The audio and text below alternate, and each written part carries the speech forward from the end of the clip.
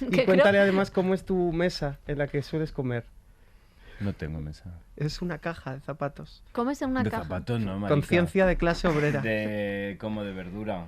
Que Sí. la pongo para arriba, como voy a comer una caja de zapatos. Sí, Tendría pero que y luego estar como una tenías la caja japonesa de tirada en el Adidas. Pues suelo. la mira, caja de es Adidas que Así tenías. come el protagonista de Perfect Days, que es la peli de Wim Wenders. ¿Qué es esto Anda, que no paráis de mira. hablar?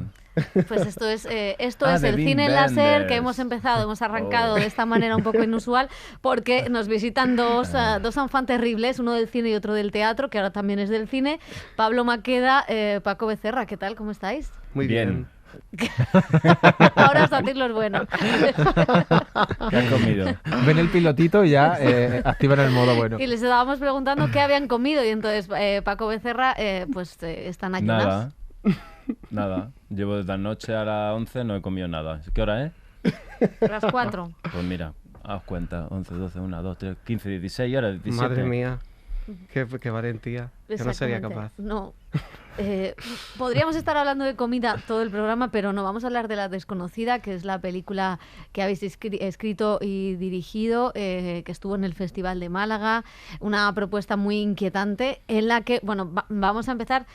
No sé si preguntarles por cómo se han conocido o por los spoilers. Lo que quieras, porque empezamos. Elige. Este espacio libre de spoiler. A ver, ¿qué podemos contar y qué no? Porque estáis como Tarantino, con una guía de spoiler. Sí, hemos sido muy juguetones con eso. Yo soy muy fan de la campaña de Hitchcock de Psicosis y pues sí ha sido un referente y ahí los espectadores van a encontrar advertencias de los actores antes del tráiler, normas, instrucciones, pero podemos hablar de la sinopsis de la película, eso sí que se puede hablar. Vale, bueno, pero antes de la sinopsis, ¿cómo os conocéis? O sea, tú ves una obra de teatro de Paco, ¿cómo es esta unión? Que a priori sois como dos personas totalmente diferentes y de repente tenéis un feeling guay, ¿no? Sí, la verdad que sí. Yo le escribí para felicitarle por su obra. Me dejó en shock. Me escribió para pedirme más invitaciones de las que ella Eso le había también. dado porque fuese su padre a verlas. Es que me ha gustado mucho para llevar a mi padre. Digo, sí, pero no te habrá gustado tanto que no pagas. Pero bueno. Mira, pero al final Me has gustó visto, hay que tanto que me invitar a llevé la a mis gente porque padres. no sabías que puede salir de Hay ahí que una invitar película. claro, hay que invitar a la gente al teatro. Era el Sí. futuro director de tu primera película, Chispas. De mi primera película, Chispas. ¿Y por qué Sí. confías en Maqueda? ¿Por qué confío en él? No, él salió de... Yo salí, y, no sé, nos conocimos allí, le di la entrada y me dijo... Y luego me dijo, después de invitarle 2 veces, me dijo que quería hacer una película. Pero esto te estoy hablando del 2012. Bueno, O sea, hace ya 11 años.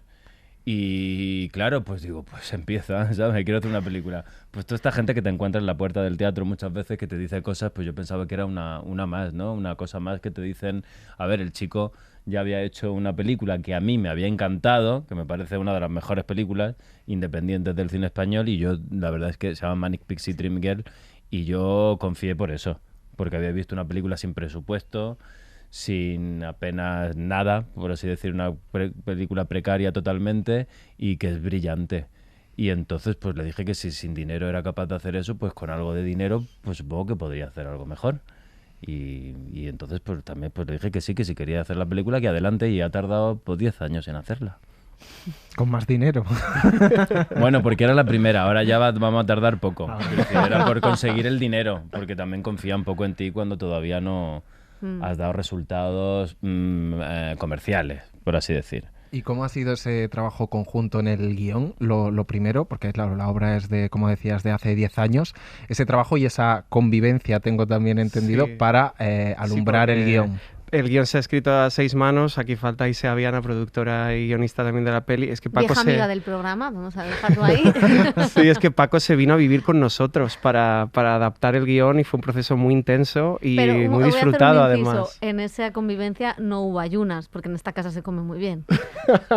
En esa convivencia no hubo ayuno intermitente, estoy segura. Bueno, es que se trabajaba por la tarde-noche, entonces yo por la mañana no los veía, yo sí que ayunaba. En cualquier caso me llevaron para tenerme allí Era una secuestrado sit- para que escribiese más y más, porque si no, vamos a quedar tal día, no puedo. Entonces, bueno, ellos lo revistieron aquello de altruismo, de quédate a dormir en nuestra casa. Te invitamos. ¿Tienes problemas para encontrar una habitación? Y Aquí era- tienes la tuya. y era Entonces me una metieron allí y sitcom. me tuvieron como un esclavo allí, atado al pie de la cama, escribiendo día y noche. Y una sitcom porque teníamos nuestras conversaciones casi peleas de Paco, esto no, porque esto es muy teatral. Y él me decía, no, esto es muy cinematográfico. Entonces ahí entre jugar entre qué se decía y qué se visualizaba visualizaba, la verdad que, bueno, yo te tengo que agradecer que ha sido muy generoso, Paco, porque yo nunca quise hacer una película de la obra de teatro, sino partir de ella para construir algo más, y en ese sentido creo que nos lo hemos pasado, ha sido un proceso muy intenso, hemos investigado mucho y bueno, pues estamos orgullosos ¿No del querías trabajo. hacer un Dios salvaje? No. Ese era mi mayor miedo, hacer teatro filmado. La obra era perfecta. O sea, yo salí de la obra en shock. Sobre todo yo recuerdo las caras de los espectadores. Como en la otra cara es como en Amélie cuando se gira y mira las caras felices. En Grooming era al revés. Las caras estaban en shock. Y eso fue el germen para hacer esta peli. Yo quiero generar eso en el espectador. Y ahí es donde pues estábamos ahí, pues empezamos a trabajar para ver qué mecanismos eran los más adecuados para inquietar al espectador en un thriller como este. Qué horror, Amélie, ¿no? Es la única película que me dio del cine. ¿En serio? Pues ya soy... Me levanté y no, pues yo ya cuando sacaron los gnomos esos y no sé qué cojones, y yo digo, mira, yo me voy de aquí. Aparte no lo soportaba porque la gente cada vez le gustaba más y más y a mí me parecía repugnante Es esa decir, mujer. que yo tuve un momento pro Amélie. Ahora Yo también. no. ¡Qué horror! Pero en su momento... Marcó a una generación. Ay, y qué Antilsen horror. lo vi Marcó hasta a en el todos. feed. O sea, que- Me pareció horrible toda esa cosa de esa que no le venía nunca nada mal o qué a esa mujer. Ay, qué horror. Eso es porque no ha habido un proceso electoral en España. Vamos a seguir, porque es verdad que la obra es 2012, estamos en 2023, han pasado más de 10 años.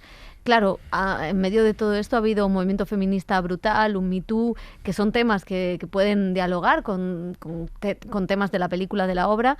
¿Teníais miedo de que se quedara un poco, o de que todo el contexto cambiara el significado? Yo no tuve miedo nunca y sabía que si nos metíamos teníamos que saltar casi al vacío sin red.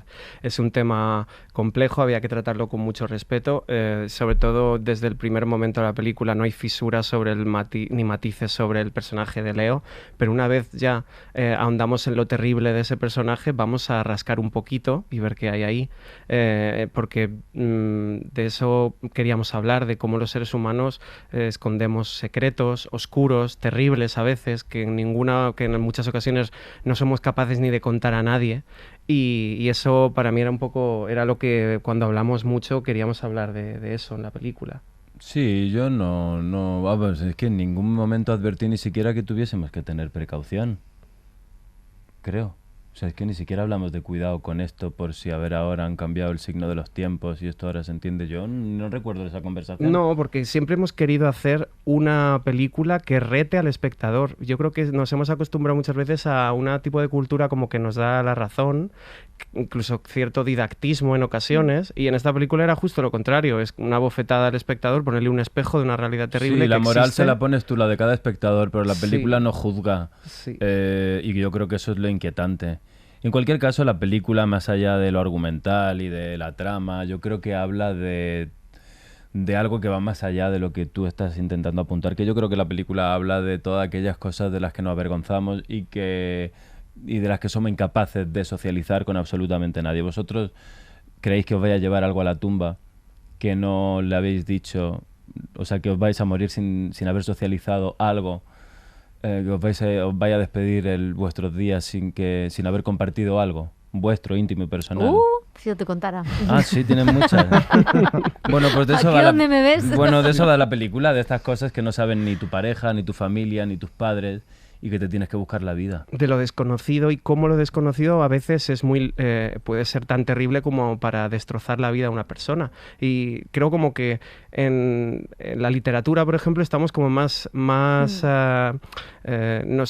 metemos en ese tipo de historias tan retorcidas de una manera más normal. Por ejemplo, pues ayer justo vi en todas las librerías está un bestseller ahora que tiene en la portada en grande, salta todos los límites morales posibles, adictiva. Claro, ya no nos tenemos que ir al Marqués de Sade, o sea, a la novela negra actual. Quizá el cine es algo como visualiza, la construcción de imágenes es más potente, la inmersión es aún mayor, pues quizá en ese sentido nos puede aterrorizar un poquito más determinados temas o hablar de qué temas, pero yo hago tipo de cine que a mí me gusta como espectador. El cine que consumo de cineastas como pues, David Fincher, Julia Ducournau, Yorgos Lanthimos, Haneke, que a mí me han retado como espectador y me han hecho hacerme preguntas. Y eso es lo que yo quiero, que la película empiece cuando el espectador sale de la sala, no cuando entra. Y que salga diciendo, vale, me han contado este tema. No, hazte preguntas sobre ti. Y el interés del punto de partida Internet, ¿no? Como un espacio oscuro también en el que se pueden volcar muchas de esas cosas que no confesamos o que no tal. Hace 10 años tenía un contexto, ahora tiene otro contexto. Eso también, no sé si eso nació de una preocupación, de un interés o de Internet como el reverso, ¿no? de lo que vemos. Bueno, es que Internet es justo esa carretera, esa vía, esa autopista donde podemos ir a lo loco con todas estas cosas con las que nos socializamos, ¿no? Porque nos da vergüenza. Porque en Internet no estamos... o sea, nadie sabe que somos nosotros. Sí. Tenemos un perfil con una foto de otra persona, podemos meternos en chats, podemos compartir todas aquellas anomalías ¿no? O todas aquellas desviaciones o todas aquellas cosas de las que o no estamos orgullosos o sí, pero sabemos que nos van a juzgar por ella y por eso no las exteriorizamos. Entonces yo creo que Internet sí que se ha convertido en una vía de escape, en la vía de escape perfecta para poder dar rienda suelta a todos esos deseos oscuros y ocultos que tenemos y que, pues eso, que tienen que ver pues muchas veces con el deseo sexual que no compartimos ni con nuestras parejas porque nos da vergüenza que incluso sepan que nos puede llegar a excitar algo así. Sí, y Internet también como sobre cómo ha cambiado nuestra vida para mal. A mí me interesa mucho cómo a día de hoy podemos estar más conectados que nunca, pero nuestras relaciones a través de Internet son vacías, superficiales, estamos enganchados, adicciones a algoritmos, como Internet es un campo salvaje para cualquier menor en Internet, contra todos los agresores. Y a mí me interesaba ahondar en ello casi como, pero sin miedo y meternos dentro de un cubo de basura, o sea, meternos dentro de ese cubo sin miedo como el que se mete dentro del tren de la bruja. Vamos a ir de la mano de unos personajes que a lo mejor están en las antípodas de lo que somos, pero quizá de su mano vamos a poder aprender cosas de nosotros o hacernos preguntas diferentes, eso es. Bueno, en principio parece que no empatizas con ellos, pero es que nadie te va a decir que empatizas. Porque te va a dar... Porque si empatizas, todo el mundo te va a decir que no, que ellos no. Entonces, bueno, es una película peculiar en ese sentido. Quiero decir, porque la mímesis esa del personaje que hablaba Aristóteles, que el público tiene que hacer mímesis con el personaje para que todo lo que le pasa a él te pase a ti, pues bueno, aquí va a estar complicado que la gente reconozca que se ha puesto en la piel de alguno de esas dos personas. Entonces, en ese sentido sí que algo arriesgado, pero creo que tiene que ver también con un ejercicio de libertad desde el cine y desde la cultura también, ¿no? Creo que la película es un ejercicio de libertad, o por lo menos un ejercicio de libertad nuestra, para poder hablar, de tener los pantalones, de hablar sobre cosas de las que no se puede hablar, de los tabúes, ¿no? Porque al fin y al cabo el teatro, sobre todo, y el cine cada vez menos, porque en el teatro sí podemos hablar de esos tabúes, ¿no? De esas cosas que no se pueden hablar en la mesa de casa cuando estás comiendo, ni en clase, ni con tu familia, ni las van a decir en la tele. Y el cine debería ser también un espacio para eso, pero cada vez el cine está más domesticado y cada vez se piensa más en el cine como en un producto. El teatro cada vez más casi se está perdiendo también, pero todavía aguanta un poquito. Queríamos hacer un poquito ese ejercicio de libertad en el cine, de hablar de cosas de las que no se suelen hablar, ¿no? ¿Y por qué sigue siendo los tabúes sexuales? Sigue siendo como el gran tabú de la sociedad. No sé si es un peso del catolicismo, porque claro, hay otras cosas, o sea, hay violencia, hay otras muchas cosas en ese lado oscuro, la sexualidad, ¿no? en los menores, fíjate, es algo de lo que no se habla. Ahora es como si no existiera, ¿no? Ahora tenemos una película que justo viene de ganar en Cannes, Criatura, de Elena Martín, que tengo muchísimas ganas de ver, que justo ahonda en ese tema, y me parece también un ejercicio muy valiente. Y creo que sí que es verdad que los tabúes en general están para romperlos. Y es la cultura la que tiene que romperlos. O sea, ya no nos tenemos que remontar a Pierpaolo Pasolini, nos tenemos que remontar a la responsabilidad que tenemos como directores y como contadores de historias, uno, para intentar enganchar a un público para que no se pierda el interés, y dos, para intentar aportar algo con la historia que estás contando. Y también por la medicina, porque la medicina es la que tiene ahí estipulada, o como se dice, o bueno, lo que es una enfermedad y lo que no es una enfermedad. Hay cosas que si te atraen sexualmente, eres un enfermo. Pero todo esto tiene que ver, todo esto es mentira. Es para para joder a la gente. La homosexualidad era una desviación sexual en los años 60 y 70 hasta que se salió de la lista. ¿Y qué pasa? ¿Por qué? Porque cuando salieron millones de maricones por el mundo a manifestarse y a pedir derechos, dijeron, no podemos seguir diciendo que toda esta gente está enferma. Entonces, pues un día lo quitan y el que se ha quedado décadas y décadas pensando que estás enfermo, pues hoy no estás enfermo. Y así con todo. Así que todavía hay muchas cosas que están puestas como enfermedad y que en algún día saldrán de la lista. Así que yo creo que hay que comportarse, que todo eso hay que dar una patada. Y bueno, pues hay cosas terribles, claro. O sea, la zoofilia no es lo mismo, porque claro, al perro tienes que, o sea, en contra de su... Pero bueno, imagínate también que cuando salgan millones de zoofílicos por el mundo a manifestarse pidiendo derechos. Bueno, imagínate que salen, de repente a lo mejor tú que dices, bueno, es que la película también va de esto, va de que decimos que lo que no es normal es porque es poco habitual. Pero no, porque hay cosas que son muy habituales y no son normales. Que haya ganado Ayuso después de decir esas declaraciones no es normal, pero sí es habitual. Por eso decimos que es normal y lo tomamos como una normalidad, pero no es normal. Lo que pasa es que como lo hace la mayoría de la gente, pero bueno, Hitler también salió elegido democráticamente. No es normal que todos esos millones de personas votaran a ese hombre, pero lo hicieron. Pues al final lo que viene a decir es que quizá pues aquello que es más habitual es menos normal de lo que pensamos y toda esa gente y todas las cosas que pensamos que son menos o sea que son menos normales son más habituales. Lo que pasa es que no las socializamos por el temor y porque también está la medicina ahí que te está diciendo que estás enfermo. Y el cine también yo creo que tiene el poder de llevar los arquetipos como a los extremos muchas veces. También un poco el personaje de Leo ahí está y por eso encarnado por Manolo Solo, que es un actor que para mí me representa a ese rostro del hombre mundano de la calle, la clase obrera, y pusimos mucho énfasis, Santiago Racag, director de fotografía, y yo en una realidad muy costumbrista, a plena luz del día. Pues en referentes como Midsommar de Ari Aster no son muy lejanos, pero en realidad... Ese parque con Eva Llorac. Sí, hablamos mucho del folk horror, de cómo la referencia visual fue La Virgen de Agosto, de Jonas Trueba. Un Madrid que para mí es muy generacional, que me representa a mí como madrileño, pero que en el que cualquier parque de la Casa de Campo pueden ocurrir cosas totalmente aterroríficas. En eso ha sido valiente, la verdad, hacer una película oscura con una iluminación así. O sea, La Virgen de Agosto, una película oscura, pues no. Entonces, bueno, por lo menos ha jugado a la contra, ¿no? No ha sido a buscar ¿no? Los otros de Nicole Kidman, de Alejandro Amenábar. Sí. Bueno, por lo menos ahí ha sido valiente porque has intentado hacer una cosa horrible al aire libre y a la luz del día, ¿no? Que es más complicado. Yo lo recuerdo de Marta Velasco, montadora, que también trabaja con Jonás, y montadora de títulos como La Reconquista, que me decía: me encanta la película, quiero hacerla, pero ¿por qué yo? Yo no estoy acostumbrada a hacer esto. Y que vine a trabajar con toda la familia Trueba. Y es como, no, porque precisamente me hagas esta pregunta.